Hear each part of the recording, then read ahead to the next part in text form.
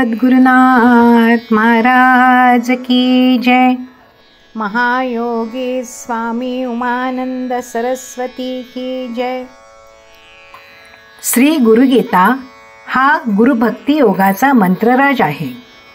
कलियुगात संसार सागर तरुण जाण्यासाठी हा महामंत्र गुरुदेवांनी स्वाध्याय म्हणून दिला आहे. श्री गुरुगीतेतील संस्कृत श्लोकांचा अर्थ महायोगी स्वामी उमानंद सरस्वती यांच्या श्री गुरुगीतार्थेश्वरी या विवेचनाच्या आधारे आपण जाणून घेत आहोत. आजचा श्लोक आहे 144. फलश्रुती पुढे चालू.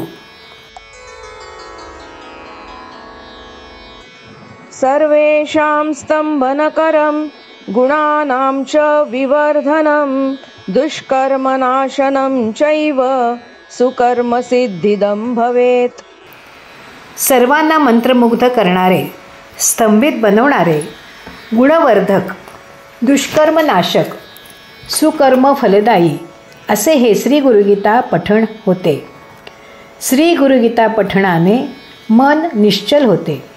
मनाला जे हवे ते यथाविधी जप केल्याने लाभते व मग मन शांत स्थिर होते. अनिष्ट प्रवृत्तींचा नाश होतो. वृत्ती कुंठित होतात. हाच वैकुंठवास. सद्गुणांची वाढ होते. माळी जसा नको ते उपटून टाकतो व मग झाड वाढते, तद्वत अनिष्ट वृत्तींचा नाश झाला की सद्वृत्ती फोपावतात, गुण वाढीस लागतात. वाईट सदोष कर्म नष्ट होते व सत्कर्म यशस्वी होते. अनिष्ट घडत नाही व इष्ट तेच घडू लागते. दुःखाची निवृत्ती होते व सुखाची समृद्धी लाभते. जीवन म्हणजे अनुभवांची मालिका. घटना म्हणजे घटणे. दुःख घटले की ती सुखदायी घटना होते. सुख घटले तर दुःखदायी. काहीतरी घडते व त्याच वेळी काहीतरी मोडते. घडामोडीचा हा मजेदार खेळ अव्याहत चाललेला आहे. मातीतून घडा घडविला जातो. घडा फुटला तर माती होते.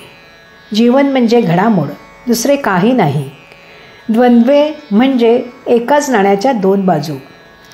इष्ट तेच घडावे व अनिष्ट मोडावे असे वाटत असेल तर गुरुभक्ती हेच साधन. कारण दुःखाचे पर्वत नष्ट करून सुखाचे ध्वज उभारविण्याचे सामर्थ्य एकट्या गुरुतच असते. नको ते जप केल्याने नष्ट होते. हवे ते वाढीस लागते. दोन्ही परिणाम सुखी जीवनासाठी हवेत. एक असून चालणार नाही. दुःखे तर दूर व्हायला हवीतच, पण सुखही लागले पाहिजे तर जीवन पूर्ण होते. दुष्कर्म तर नकोच घडायला, पण त्याचबरोबर सत्कर्म हे हातून व्हायला हवे. नुसते तण उपटून शेती होत नाही. बी पेरावे लागते.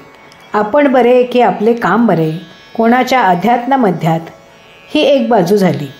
पण जेथे गरज तेथे न बोलवताही मदत केलीच पाहिजे. परपीडा दिली नाही म्हणजे तो परोपकार होत नाही. परोपकारही हातून झालाच पाहिजे. पेरणीच झाली नाही तर उगवेल काय? म्हणून हा श्लोक सांगतो की श्री गुरुगीता पाठाने दुहेरी जीवन जगले जाऊन जीवन सार्थ, कृतकृत्य, यशस्वी व मंगलदायी होईल. सद्गुरुनाथ महाराज की जय.